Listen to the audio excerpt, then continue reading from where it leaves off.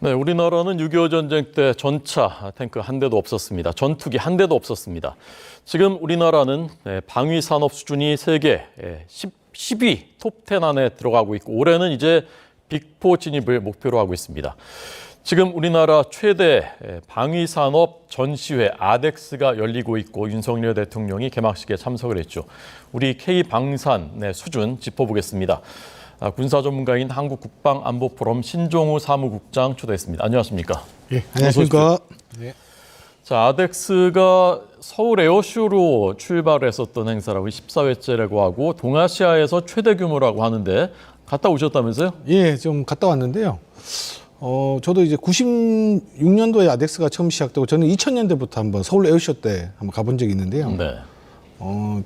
제가 가봤는데 뭐 다른 건 보도가 많이 됐으니까 입장한 데만 2시간이 걸렸습니다. 그만큼 사람이 좀 많이 오셨더라고요. 관심이 많은 분들이 많더라고요. 예, 그 외국 분들도 많이 오셔가지고요. 네. 이 과거에 보면 우리가 할 때 이렇게 많은 분이 오셨는데 있나 해서 행사장 이제 부스를 들어가봐도 네. 너무 많은 사람이 있어가지고 저도 뭘 좀 물어볼 게 많았는데 예. 사람들이 너무 많이 줄 서 있어가지고 좀 제대로 물어보진 못했어요. 예. 예. 17일 개막해서 6일 동안 열린다고요? 네, 그렇습니다. 그러니까 내일까지가 이제 뭐 전문 관람일이고요. 네. 주말에는 이제 일반인도 볼 수 있게 돼 있습니다. 그럼 아직 일반 관람객이 못 들어가는데도 2시간 기다리신 겁니까? 그렇습니다. 예, 뭐 기자분들뿐만 아니라 해외 이제 방산업체 관계자뿐만 아니라 뭐 네. 해외 언론까지 좀 예. 많이 오셨더라고요. 네. 예. 그러니까 전시에 참여한 곳이 35개 나라고 외국 대표단 이제 뭐 상담이나 또는 구매를 하기 위해서 온 외국 대표단이 55개국 114명이 참석해서 역대 최대 규모로 지금 아덱스, 서울 아덱스 2023이 열리고 있습니다. 윤석열 대통령이 참석해서 우리 방위 산업은 무에서 유를 창조했다라고 하면서 이제 우리 방위 산업의 대표 주자들을 하나하나씩 이제 언급을 했는데 무기들 예. 제일 먼저 언급한 무기가 KF-21 보라매? 예, 이거 어떤 겁니까? 전투기입니다. 뭐 KF-21 전투기는 순수 이제 국내 기술로 이제 개발이 진행 중입니다. 네. 우리가 전투기를 그 세대로 논할 때 뭐 4세대가 있고 5세대가 있는데 5세대는 스텔스 전투기거든요. 네.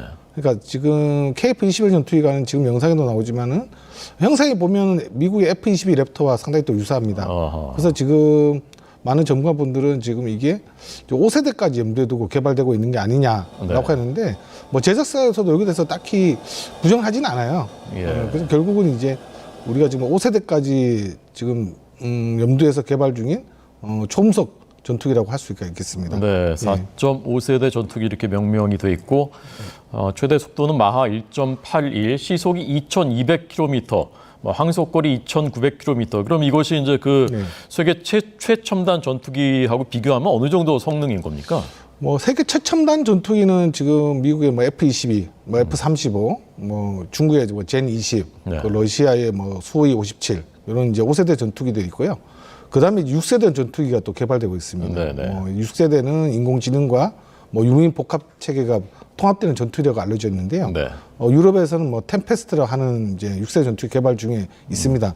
뭐 그럼에도 불구하고 우리가 현대전을 봤을 때 우크라이나 전쟁을 봤을 때 보면은 과거에 우크라이나 전쟁이 나기 전에는 이제 첨단 전력들이 전쟁을 주도할 거라고 생각했는데 또 그렇지는 않았거든요. 그러다 보니까 이게 생산됐을 경우에는 이제 지금 아직 개발 중이지만 네. 개발이 완료되고 국내 전력화도 완료되고 이제 해외 수출까지도 가능성이 높은 전투기라고 볼 수가 있습니다. 네. 예. 오히려 몸값이 더 높아질 수 있는 가능성이 있겠다라는 말씀이시군요.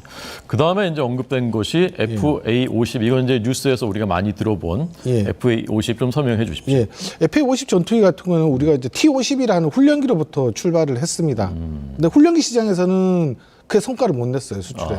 왜냐하면 이게 너무 이제 훈련기로 치기에는 성능이 좀 좋다 보니까 그래서 안 됐는데 네. 이거를 이제 경공격기로 개량을 하면서 네. 일단 가성비가 좀 뛰어나게 됐습니다. 예. 뭐 이 정도 가격, 이 정도 성능을 발휘하는 전투기가 경공격기라고 표현하는 전투기라는데 앞으로 이제 전투기라 좀 불러도 될 것 같아요. 네. 있는데 또 이게 또 보면 또 장점이 뭐냐면 네. 우리가 이제 많은 이제 군사 장비를 운영하다 보면 예산이 많이 들어가잖아요. 네. 이 가성비뿐만 아니라 운영 유지비가 저렴합니다. 운용하는데 돈이 덜 든다. 예, 그렇습니다. 뭐 그게 장점이다 보니까 네.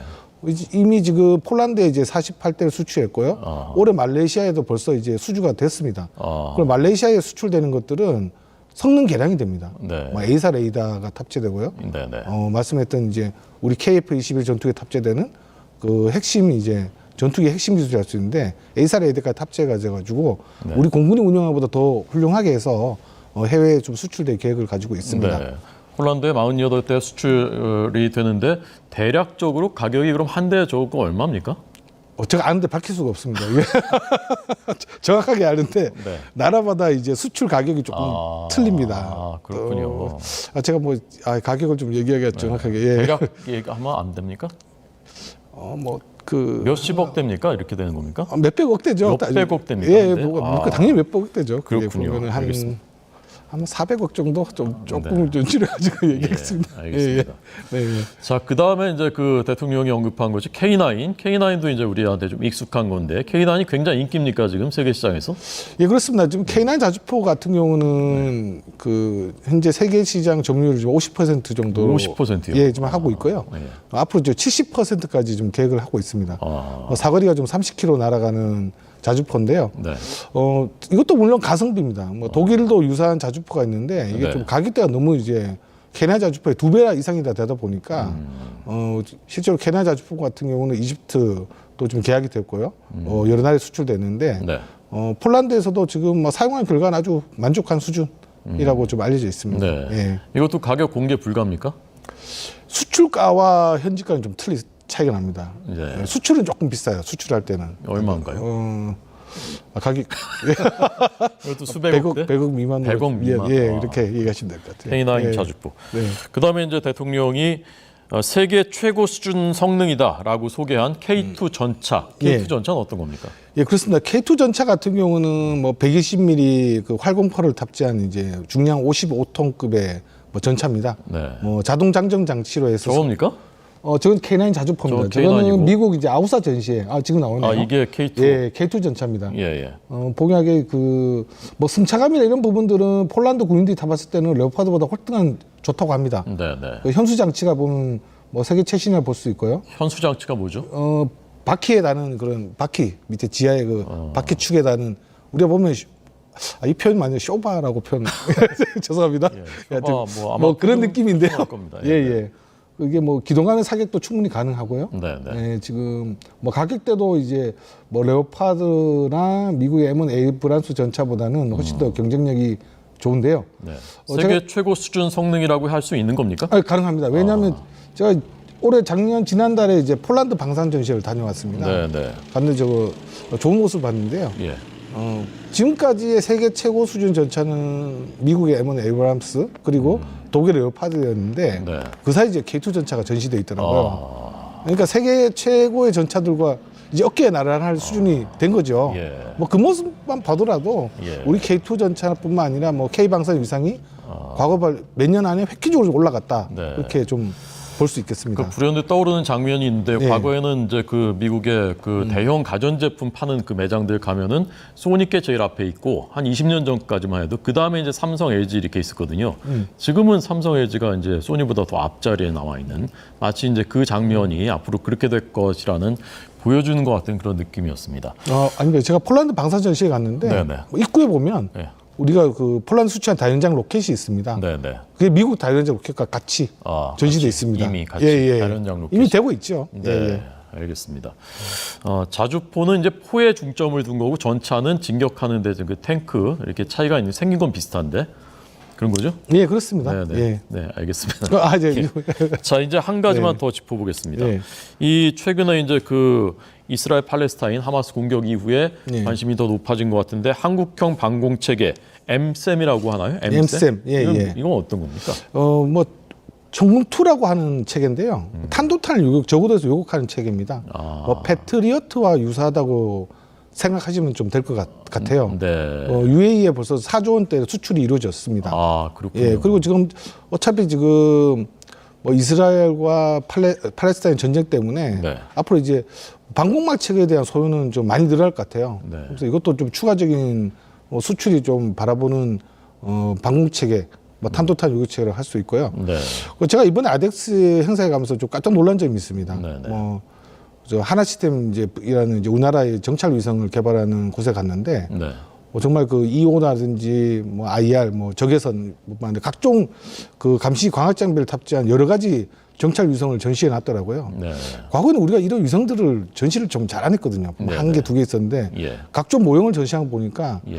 이스라엘의 어떤 이번에 사례를 보면 정보전에 실패지 않습니까? 네. 우리가 지금 보듯이 뭐 전차나 자주포뿐만 아니라 이런 우주 첨단 기술까지도 네. 우리가 지금 세계 좀 그 최정상은 아니지만 네. 세계 순위에 근접할 수 있도록 많은 노력을 하고 있는 모습을 보고 깜짝 놀랐습니다. 그렇군요. 예. 정보체계 중요해요. 지금 저게 M셈입니까? 예, M셈입니다. M셈인데 어떻게 왜 작동한 건가요, 저게? 지금 콜드런치로 발사되고요. 네. 레이더로 인해서 뭐 전투기뿐만 아니라 탄도대까지 요격이 가능합니다. 날아오는 걸 보면 이제 바로 탐지해서 저걸 쏴서 떨어뜨리는 거군요. 예, 저 미사일 자체가 되는 건 아니고요. 네. 그 포대가 형성됩니다. 아. 그 M셈의 그 차계 통제 레이더라고 하는 그 레이더가 있는데요. 그 네. 레이더에서 그 표적을 잡으면 이 미사일이 레이더와 연동이 돼서 네, 네. 일정 부분에 날아가면 그 다음에 그 M셈에 있는 탐색기가 네. 탄도탄이라든지 항공기를 요격하게 되는 무기체계입니다. 네, 알겠습니다. 자, 한국형 기동 헬기 수리온 요거까지 볼까요? 한국형 네. 기동 헬기 수리온 네. 이건 어떤 겁니까? 네, 수조는 이제 그것도 마찬가지 국산화를 위해서 개발했는데 필리핀과의 좀 사업에 좀 해서 과거에 좀 수주에 실패한 적이 있습니다. 네. 또 가성비의 문제라고 하는데 그럼에도 불구하고 우리나라가 이렇게 국산 이제 헬기를 만들게 됐다는 데에서 기술적으로 좀 입증이 된 상황이고요. 이건 이 수련 헬기는 뭐 육군에 하는 게 지금 모습에 그래픽에 보이는 게 육군형이고요. 네. 뭐 해병대, 뭐 상륙 공격 헬기뿐만 아니라 상륙 헬기 네. 그리고 이런 기술들을 기반으로 해서 LH까지 LH 뭐 소형 무장 헬기라고 하는데요. 네, 이런 헬기까지 지금 개발이 되고 있죠. 저건 뭔가요? UH-60입니다. 저게 우리가 과거에 필리핀에서 네. 저 경쟁을 해서 좀 수주에 좀 실패를 했습니다. 네. 알겠습니다. 네. 전반적으로 지금 그러면 우리 그 방위 산업의 수준이 아까 제가 이미 세계 톱10에는 진입했다라고 이제 말씀을 드렸는데 8위까지 예. 세계 지금 수출 세계 8위입니까? 예, 예, 수출 네. 규모로. 수출 규모로입니다. 네. 예. 전반적으로 어느 수준입니까? 지금 K방산 수준. 뭐 여러 가지 뭐 쉽게 설명하면 이렇게 좀 설명을 해줄 수 있을 것 같아요. 우리가 한 몇 년 전에만 해도 우리가 호주 레드백 사업이라고 레드백 장갑차로 좀 아실 겁니다. 네, 네. 그걸 호주의 그 사업을 이제 장갑차 사업을 차기 장갑차 사업을 들어가기 위해서 그때 당시 하나 디펜스가 독일 레일 메탈과 독일 라인 메탈과 같이 사업을 좀 해보자. 네. 호주 사업 참가하자했는데 거절을 당했습니다. 왜냐하면 한국이 무슨 기술력이 있어. 네, 네. 라는 그런 생각이겠죠. 예. 근데 결국은 이제 어떻게 됐냐면 그 최종으로 독일과 이제 우리나라가 최종 결선까지 올라갔는데 네. 우리 그 독일을 제치고 우리나라의 레드백 보병 전투 장갑차가 최종 우선 협상자가 됐습니다. 독일을 이제 제치고 올라간 거죠. 네. 자, 그런 모습을 보면 어떤 생각이 드냐면 과거에 우리나라의 방사는 뭐냐면 저도 이제 2000년도에 그 서울 에어쇼 지금 아덱스를 가봤는데 그때는 우리는 무기를 구매하는 나라였어요. 예. 그러니까 외국의 어떤 첨단 전투기라서 우리 군대에 선보이고 그걸 우리가 선정하는 그런 홍보성에 가까웠는데 네, 네. 지금은 외국 기업들이 같이 사업을 하자고 합니다. 예. 지금은요. 예. 그 우리가 보면 아까 에이사 레이더 말씀드렸지만은 그 에이사 레이더가 지금 유럽에 있는 이제 그 최고 수준 방산업체와 같이 사업을 시작하는데 네, 네. 유럽의 전투기도 구형 전투기들이 성능 개량을 해야 됩니다. 네. 에이사 레이더를 넣어야 되는데 예. 그걸 우리가 모듈을 납품하기로 좀 계약이 좀 이루어지고 있거든요. 사업 규모가 이것만 해도 3조입니다. 네. 상당히 큽니다. 그 모듈만 예. 핵심 부품만 납품해도요. 그 정도 보면 봤을 때는 이번 아덱스에서 본 모습은 이제 뭐 아덱스라는 이제 무기 방산 전시회가 보면 뭐 홍보나 이런 목적도 있지만 파트너를 찾는 목적도 커요. 네. 같이 사업해볼래? 기술력 수준을 맞춰보고 미팅도 해보고 우리 한번 같이 사업해보자는 게 맞는데 이번에 아덱스는 그런 모습들이 좀 많더라고요. 네. 그만 보더라도 우리나라의 방산 기술이 좀 뭐 세계 최정상은 아니더라도 네. 세계 수준에 이뤘다고 평가할 수 있겠습니다. 네. 벌써 2년 전에 우리가 80조 원을 수출을 했고 올해는 뭐 300조 원이 목표라고 하고 더 이제 중요한 것은 추세가 굉장히 이제 그 빠르게 이제 늘어나고 올라가고 있다라는 거. 그래서 이제 고만고만한 나라들 뭐 이게 한번 보시죠. 이탈리아, 영국, 네. 뭐 스페인, 뭐 더 가면 이제 독일, 중국 여기까지도 곧 따라잡고 우리가 세계 4등 안에 들 수도 있다라는 게 목표라고 하는데 네. 언제쯤이면 그게 가능할 거라고 보십니까? 지금 뭐 세계적인 지정하지 뭐 우크라이나 전쟁으로 인해서 네. 이제 러시아의 어떤 무기 체계가 동남아시아에는 과거에는 좀 좀 성장세가 컸는데요. 네. 아마 많이 줄 거예요. 근데 그걸 우리가 지금 뭐 채울 가능성이 상당히 높습니다. 동남아시아 같은 경우도. 네, 네. 그 지금 보면은 좀 위기도 좀 있습니다. 지금 뭐 폴란드 총선이 지금 현 이제 집권당이 아니라 이제 그 야당이 이제 지금 총선 승리를 해서 네. 지금 폴란드 2차 사업이 지금 무산될 위기가 있다고 좀 얘기가 좀 나오고 있고요. 네. 또 우리 또 국내적인 문제는 지금 이제 무기 사업은 있잖아요. 뭐 대규모 좀 차관이 필요합니다. 네. 다른 사업처럼. 우리가 1차 사업에는 지금 약 12조 정도의 차관을 전체 규모의 70%를 차관으로 했는데 이제 네. 차관의 한도가 지금 없습니다. 지금 뭐 1조 원 좀 안 남았다 하더라고요. 네. 그래서 뭐 이것도 빨리 그 개정을 해야 되는데 예. 그런 문제 때문에 지금 우리 그 폴란드 2차 사업이 무산될 거라는 위기도 좀 있는데 네. 이게 폴란드를 좀 놓치면 우리가 또 K방송에 또 하나의 기회를 놓치게 되는 거거든요. 네. 그래서 빨리 법이 바뀌고 좀 이런 문제에 대해서도 빨리 좀 정부뿐만 아니라 정치권에서도 네. 빨리 좀 해결을 해야 되는 문제가 있긴 있습니다. 네. 예. 자, 끝으로 그럼 우리 방산이 왜 이렇게 이제 약진하는 것인지 그 요인이 무엇인지 좀 간략하게 좀 진단을 해 주십시오. 네. 제가 기술력을 말씀드렸잖아요. 네. 우리나라의 그 방산의 어떤 기술력은 기술력만 아니라 생산 능력까지도 있습니다. 우리가 뭐 독일하면 흔히 어떻게 얘기하죠? 우리가 독일 축구단을 보면 전차 군단이라고 부르잖아요. 네, 네. 뭐 과거에는 엄청 뭐 롬멜부터 해가지고 세계 뭐 최고의 전격전 기갑부대를 운영했었는데 우리가 지금 독일보다 전차 생산량이 지금 3분의 1 또는 우리나라에 비해서 독일이 지금 3분의 1에서 4분의 1 수준밖에 안 됩니다. 네. 유럽이 군축으로 해가지고 많은 군비를 좀 감축시켰거든요. 뭐 기술력뿐만 생산 능력까지 뛰어난 거죠. 그래서 폴란드 같은 경우는 현재 우크라이나 전쟁 때문에 안보 상황이 좀 위급한 상황인데 예. 시급하게 무기가 필요한데 우리가 그 납기를 다 지킨 국가가 대한민국이었습니다. 네. 그래서 결국은 뭐 성능뿐만 아니라 납기의 어떤 실력까지도 상당히 높아진 게 우리 K방산의 위력이라고 볼 수 있겠습니다. 네. 한국인들의 특유의 근면 성실 뭐 그런 겁니까? 네, 그런 것도 있겠죠. 그리고 예. 빨리빨리라는 빨리빨리 하고. 그런 것도 있을 거라 머리도 생각됩니다. 좋고. 예, 그리고 우리나라 또 방산이 보면은 뭐 북한과의 어떤 안보 상황 때문에 생산 시설들이 또 계속 유지되고 있었거든요. 네, 네. 유럽은 뭐 냉전 이후에 군비 감축 때문에 예. 공장이 또 막 문을 닫고 폐쇄하고 군비가 축소돼 가다 보니까 네. 그런 생산이 많이 떨어졌었는데 예. 또 지금도 따라오려 하고 있어요. 지금 네. 뭐 우리가 지금 여기서 자만하면 안 되고 예. 지금 뭐 이번에 미국 아우사 전시회 이게 거의 세계 최대의 방산 전시회인데 거기에 보면 K9 자주포하고 또 경쟁할 수 있는 또 새로운 기종이 또 나왔고요. 어느 나라 겁니까, 그는? 이게 BA 시스템즈하고 그 독일 라인메탈이 또 합작을 해서 미국 합작해서 지금 미국 자주포에다가 네. 우리나라 K9 자주포와 유사한 그 8m짜리 포신을 단 겁니다. 네. 그것도 성능이 유사하죠. 그것뿐만 아니라 우리가 그 천무하고 또 유사한 그것도 지금 독일하고 라인메탈이 독일과 미국이 또 개발하려고 하고 있습니다. 네. 네. 알겠습니다. 자, 오늘 K방산의 현주소 신종욱 한국방 국방안보포럼 사무국장에게 들었습니다. 감사합니다. 예, 감사합니다.